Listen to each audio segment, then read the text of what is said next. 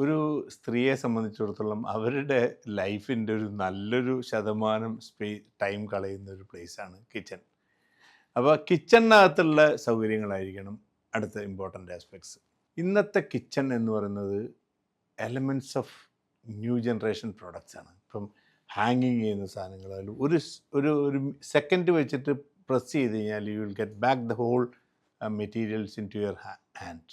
നമ്മൾ കിച്ചണിൽ ഒരുപാട് സാധനങ്ങൾ ഉപയോഗിക്കേണ്ട സാധനങ്ങളുണ്ട്. ലൈക്ക് യുനോ മല്ലിപ്പൊടി, മഞ്ഞൾപ്പൊടി എന്ന് പറഞ്ഞാൽ ഒരുപാട് സാധനങ്ങളുണ്ടല്ലോ. അതെല്ലാം പ്ലേസ് ചെയ്താലും പുറത്തൊന്നും എക്സിബിറ്റ് ചെയ്യാത്ത രീതിയിൽ മാക്സിമം സ്റ്റോറേജ് സ്പേസ് ഈ അടുത്ത കാലത്ത് ഞാനൊരു വീട് ഡിസൈൻ ചെയ്തിട്ടുണ്ടായിരുന്നു. അപ്പോൾ അവിടെ ഞാൻ ഇമ്പോർട്ടൻസ് കൊടുത്തത്, I'm not talking about my project or anything, still I'm just telling what is the reality of the kitchen. അപ്പോൾ ആ കിച്ചണിനകത്ത് അവർക്ക് വേണ്ട എല്ലാ, അപ്പോൾ അവർ പറഞ്ഞു they need not have any store room. Y?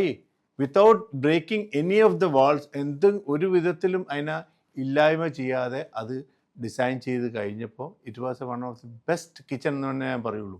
കാരണം അതുപോലെ അങ്ങോട്ട് വന്നിട്ടുണ്ട്. അപ്പോൾ കിച്ചണിനകത്ത് നമ്മൾ മാക്സിമം സ്പേസ് യൂട്ടിലൈസ് ചെയ്തിട്ടുള്ള ക്യാബിനറ്റ്സ് ഉപയോഗിക്കുക. പിന്നെ പറ്റുമെങ്കിൽ ചിലവർക്കൊക്കെ വേണമെങ്കിൽ ഐലൻഡ് കിച്ചൺ ആക്കാം, സെൻട്രലി ഇതാക്കിയിട്ട് അവിടെ നിന്ന് ഡൈനിങ് സ്പേസ് കൊടുത്തിട്ടുള്ള കിച്ചൺ ആവാം. അപ്പം അങ്ങനെ കിച്ചണിനകത്ത് ഇപ്പം ഇന്ന് ഏറ്റവും ഇൻട്രസ്റ്റിംഗ്, ഈവൻ ടി വി വരെ കാണാനുള്ള സൗകര്യം അവർക്ക് കൊടുക്കാം. അവർക്ക് ബോറടിക്കുമ്പോൾ എന്തെങ്കിലും കണ്ടുകൊണ്ടിരിക്കേണ്ട സൗകര്യങ്ങൾ ചെയ്ത് കൊടുക്കാമല്ലോ. അപ്പോൾ അതുപോലെ കിച്ചണും വർക്ക് ഏരിയയൊക്കെ നല്ല മനോഹരമാക്കിയിട്ട് തന്നെ നിങ്ങൾ ഡിസൈൻ ചെയ്യിപ്പിക്കണം.